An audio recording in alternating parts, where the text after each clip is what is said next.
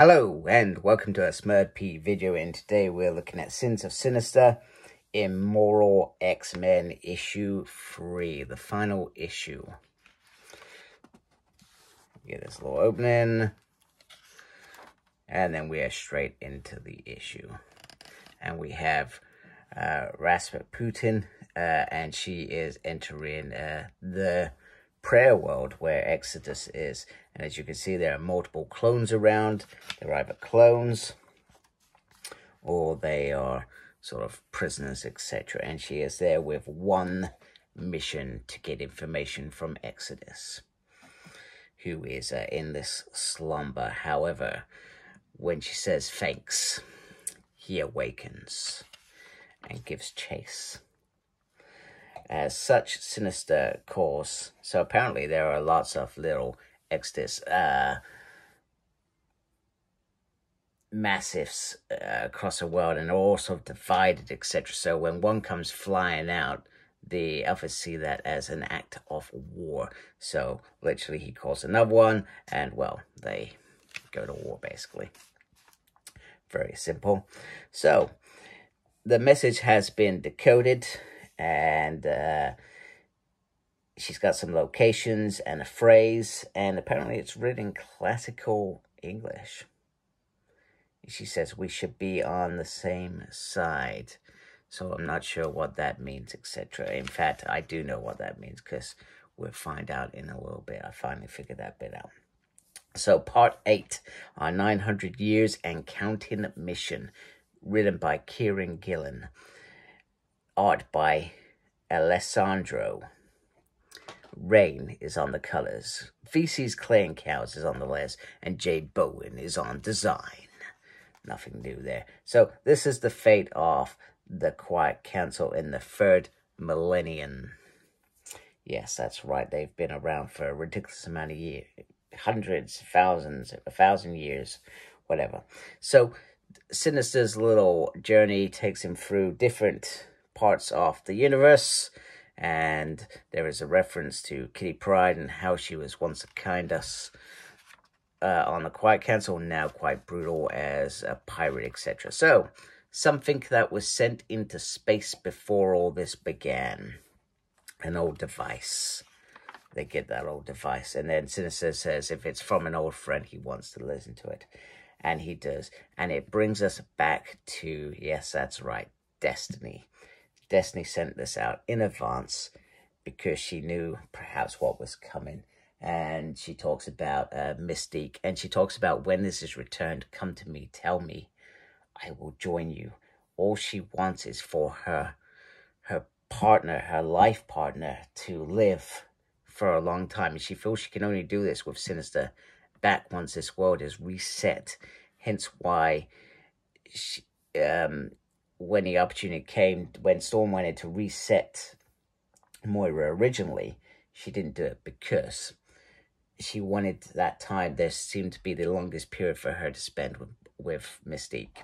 So that's why she did it. However, when things ended, she wanted it to revert back. She wanted it to be back. And hence why she's doing this, etc.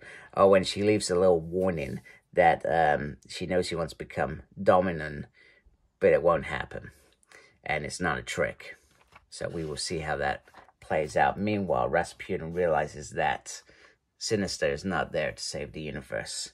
She's been betrayed, and as such, she's willing to take him on. He does this really cool things and brings him some guns. However, she is his best work. He knows he can't defeat her.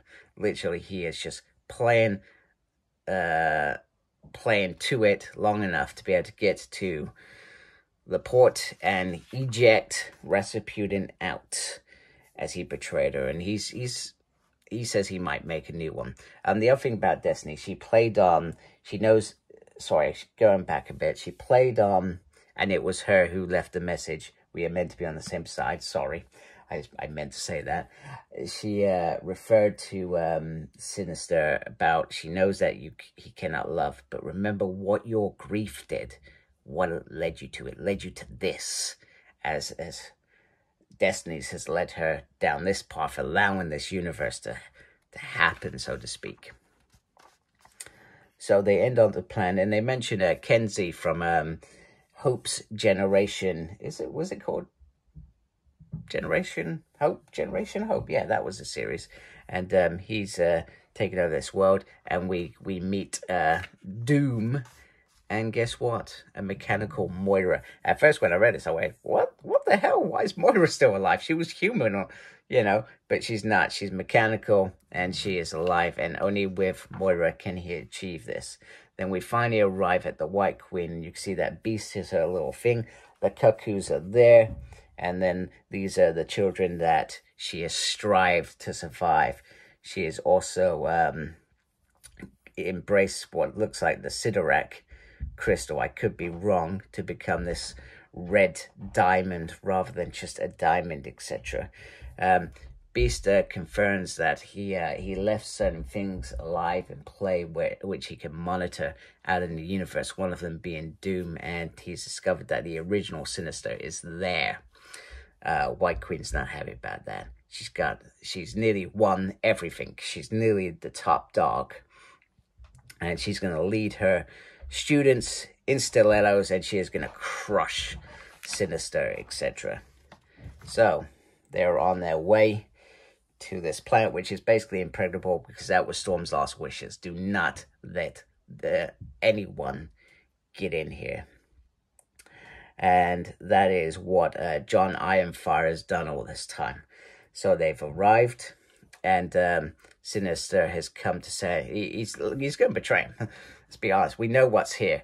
Here is what we think is Moira.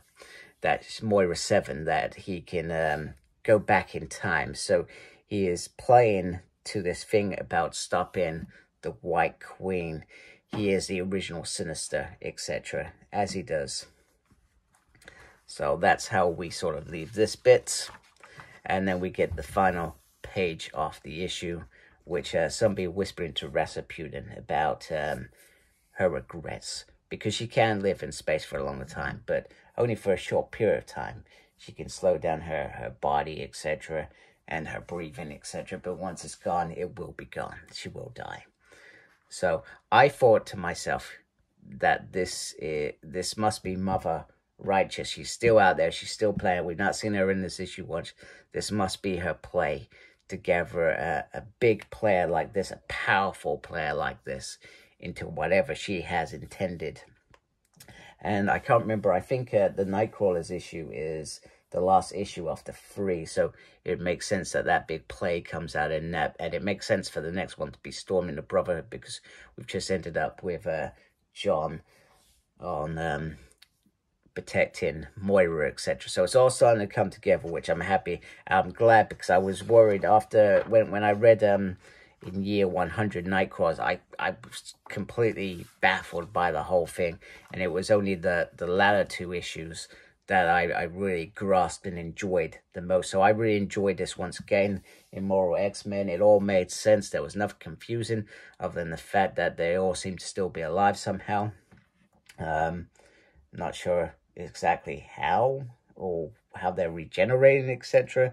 That bit's never really been explained, but hey, it's a comic. What you meant to do. I loved it. So anyway, if you like my channel, please support my channel by subscribing. I really appreciate it. Make sure you look after yourself. Very important these days. And as always, embrace geekiness. Take care. Goodbye. Oh, thank you to those that are subscribed. Cheers. Bye.